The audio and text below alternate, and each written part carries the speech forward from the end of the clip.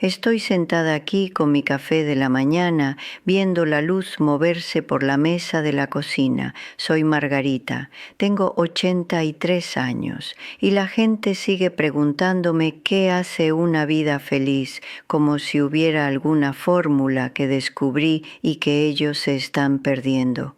No hay una fórmula, pero hay algo que entiendo ahora que no entendí durante la mayor parte de mi vida. Si eres más joven que yo, podrías estar todavía buscándolo. Si tienes mi edad, podrías haber dejado de buscar por completo. Pasé la mayor parte de mi vida pensando que la felicidad era algo que llegaría eventualmente, cuando consiguiera el trabajo correcto, cuando los niños fueran mayores, cuando Ricardo y yo finalmente tuviéramos tiempo para nosotros, cuando llegara la jubilación, cuando las cosas se calmaran. Las cosas nunca se calmaron y la felicidad nunca llegó de la forma en que pensé que lo haría. Tenía 67 años cuando finalmente entendí, no porque sucedió algo maravilloso, sino porque algo pequeño cambió y lo noté. Estaba parada en mi jardín, temprano en la mañana.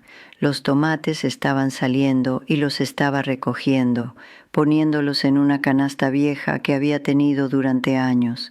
El sol estaba cálido en mi espalda. El perro de un vecino estaba ladrando en alguna parte. El café me estaba esperando adentro y pensé, esto es lo que estaba esperando, no el momento en sí, los tomates, la mañana, el café, sino el notar, el prestar atención, el estar lo suficientemente presente para reconocer que esto era bueno, que esto era suficiente. Había tenido miles de mañanas como esa, décadas de ellas. Y me había perdido la mayoría porque estaba demasiado ocupada esperando que la felicidad se viera como algo más grande, algo más impresionante, algo que valiera la pena contarle a la gente.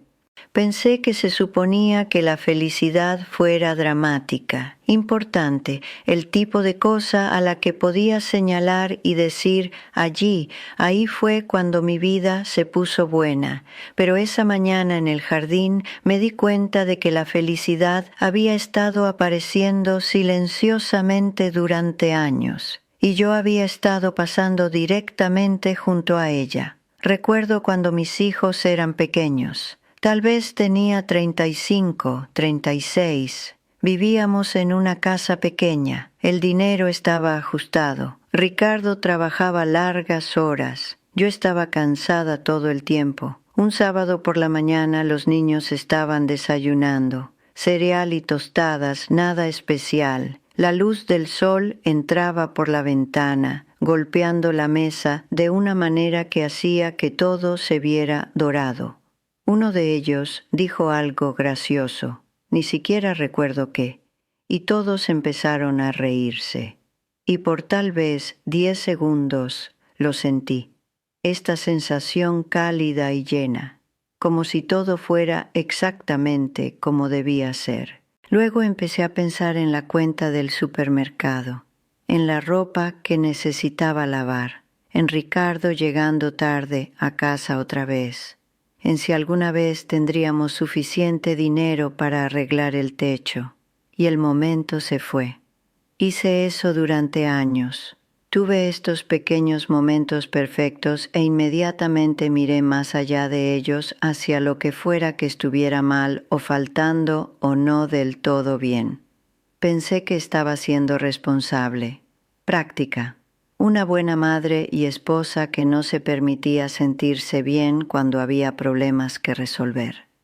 Lo que realmente estaba haciendo era entrenarme para no notar cuando la vida era buena, enseñándome a mí misma que la felicidad era irresponsable, que prestar atención a la alegría era un lujo que no podía permitirme.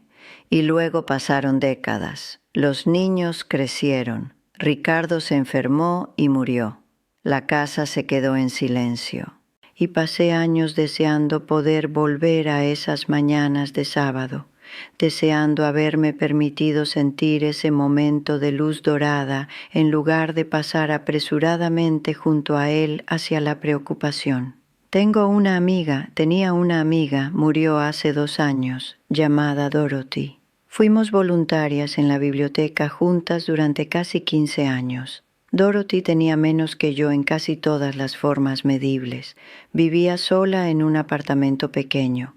Tenía un ingreso fijo. Sus hijos rara vez llamaban. Su salud no era genial, pero era feliz. No feliz de manera falsa. No pretendiendo, genuinamente, consistentemente contenta. Le pregunté una vez cómo lo hacía. Esto fue tal vez hace 10 años. Estábamos acomodando libros y simplemente lo dije. Dorothy, ¿cómo es que siempre estás tan alegre? Me miró como si le hubiera preguntado cómo respiraba. Dijo, noto cosas, Margarita. Eso es todo. Noto cuando algo es bueno y me permito sentirlo. En ese momento pensé que eso era simplista, demasiado fácil, como si estuviera evitando los problemas reales en su vida al enfocarse en pequeños placeres. Ahora creo que entendía algo que apenas estoy aprendiendo. La felicidad no es complicada. Nosotros la hacemos complicada. Nos convencemos de que requiere circunstancias perfectas, la relación correcta, el trabajo correcto, la cantidad correcta de dinero, el cuerpo correcto, la vida correcta. Pero la felicidad es solo prestar atención a lo que ya es bueno y permitirte sentirlo sin inmediatamente pasar a lo que está mal. Eso es todo, eso es todo. Después de que Ricardo murió, estaba enojada, no solo triste, enojada. Con él por irse, conmigo misma por no apreciarlo más, con la vida por ser tan implacablemente difícil. Tenía 70 cuando murió. Y pensé, así es como pasaré el tiempo que me quede, sola y enojada. Mi hija menor vino a visitarme tal vez 6 meses después. Me hizo el almuerzo. Nos sentamos en la mesa de la cocina, la misma mesa de esas mañanas de sábado 40 años antes. Dijo, mamá, ¿cuándo fue la última vez que reíste? No podía recordar, genuinamente no podía recordar la última vez que había reído. Dijo, papá no querría esto para ti. Y tenía razón. Ricardo tenía sus fallas, ambos las teníamos, pero no era una persona miserable. Encontraba cosas graciosas, disfrutaba pequeños placeres, una buena taza de café, un buen juego de béisbol en la radio, el jardín produciendo tomates. Se habría horrorizado de verme sentada en nuestra casa, tratando su muerte como una condena de por vida. Así que empecé a intentar. No ser feliz, no podía forzar eso, sino notar, prestar atención. Noté que mi café de la mañana sabía bien, que la casa tenía luz hermosa por la tarde, que mi vecina saludaba cuando me veía, que mi nieta me enviaba fotos de sus hijos. Cosas pequeñas, cosas diminutas, cosas que no arreglaban el hecho de que Ricardo se había ido y yo estaba sola, pero eran buenas. Y notarlas no me hacía desleal a la memoria de Ricardo, me hacía humana. No estoy diciendo que el duelo desaparece si solo piensas pensamientos positivos. Eso no es esto. El duelo es real, la pérdida es real. Las cosas difíciles son genuinamente difíciles, pero la felicidad no es lo opuesto al duelo. Puedes sostener ambas. Puedes extrañar a alguien terriblemente y aún notar que la mañana es hermosa. Puedes estar sola y aún sentirte agradecida por las personas que sí aparecen. Pasé tantos años pensando que tenía que elegir, o reconocer lo difícil que eran las cosas, o pretender que todo estaba bien, o ser realista o ser feliz, pero esas no son las únicas opciones. Puedo ser realista sobre mi vida, 83, sola, cuerpo fallando de pequeñas formas cada año, la mayoría de las personas que amé ya se fueron, y aún encontrar cosas por las que estar agradecida, aún notar momentos de belleza, aún reírme de algo que dice mi bisnieto. Eso no es negación, eso es supervivencia. Desearía haber entendido esto a los 30, o 40, o 50. Desearía haberme permitido sentir esos momentos de sábado por la mañana en lugar de pasar apresuradamente junto a ellos. Desearía haber notado más a Ricardo, apreciado los momentos ordinarios cuando todavía estaba aquí en lugar de solo verlos claramente después de que se fue. Desearía haberles dicho a mis hijos que los amaba más seguido, en voz alta, sin ninguna razón excepto que era verdad. Desearía haber dejado de esperar que la vida fuera perfecta antes de permitirme ser feliz. Pero no entendía entonces, y tal vez no podría haberlo hecho. Tal vez esto es algo que solo aprendes viviendo lo suficiente para ver cuánto tiempo desperdiciaste esperando. Ahora, a los 83, entiendo, finalmente.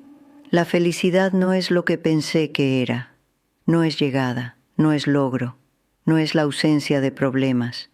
Es elegir notar lo que es bueno incluso cuando las cosas son difíciles. Es la práctica diaria de prestar atención. Es gratitud, no como algún concepto abstracto, sino como una cosa real que haces con tus ojos y tu corazón cada día. Me despierto ahora y noto cosas, la forma en que la luz entra por la ventana de mi habitación, el olor del café, el hecho de que todavía puedo caminar a la cocina sin ayuda, el pájaro afuera, la tranquilidad. Ninguna de esas cosas es impresionante, ninguna de ellas resuelve mis problemas. Todavía soy vieja, todavía estoy sola, mi cuerpo todavía duele, mis amigas todavía se han ido. Pero esas cosas son reales, están aquí, son mías, y notarlas lo cambia todo. No dramáticamente, no de una vez, pero gradualmente, constantemente, se suman a algo que se siente como contentamiento. Tengo una vecina que se queja constantemente, de todo, su salud, sus hijos, el clima, el gobierno, el precio de los víveres, el ruido, la tranquilidad, todo. Tiene 79, lo suficientemente saludable, tiene hijos que la visitan, tiene suficiente dinero, tiene una casa y amigas y una vida que la mayoría de la gente consideraría buena. Pero es miserable y será miserable hasta que muera porque se ha entrenado para solo ver lo que está mal. No la juzgo. Yo fui ella durante décadas, pero ya no lo soy. Y la diferencia no son las circunstancias. La diferencia es elección. Cada mañana elijo a qué le voy a prestar atención, el dolor en mis rodillas o el hecho de que todavía puedo caminar, el vacío de la casa o la paz de tener mi propio espacio, lo que he perdido o lo que todavía tengo. Ambas cosas son verdad, ambas son reales, pero solo una de ellas me ayuda a vivir. Estoy agradecida de haber descubierto esto antes de morir. Algunas personas nunca lo hacen. Estoy agradecida por los años que tuve con Ricardo, aunque no fueron perfectos. Estoy agradecida por mis hijos, aunque nuestras relaciones son complicadas. Estoy agradecida por esta casa, este café, esta mañana, este momento. Estoy agradecida de que todavía estoy aquí, todavía notando, todavía capaz de ver belleza, incluso cuando todo duele. Eso es suficiente, tiene que ser suficiente, porque es lo que tengo. Gracias por sentarte conmigo, por dejar que una anciana hable sobre lo que le tomó 8 décadas aprender. Si quieres sentarte conmigo otra vez, estaré aquí, por un tiempo más, de todos modos. Cuídate. Nota las cosas buenas. Están ahí, incluso cuando todo lo demás es difícil.